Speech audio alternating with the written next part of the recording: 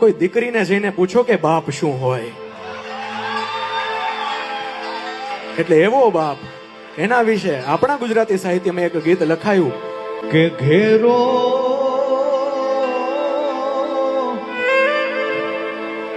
હે વડલો ને ઘેરી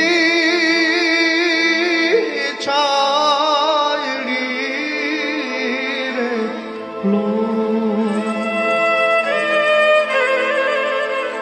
અને ઘેરા કુટુંબમાં મારો બાપ રે મીઠો, આ છાંયડો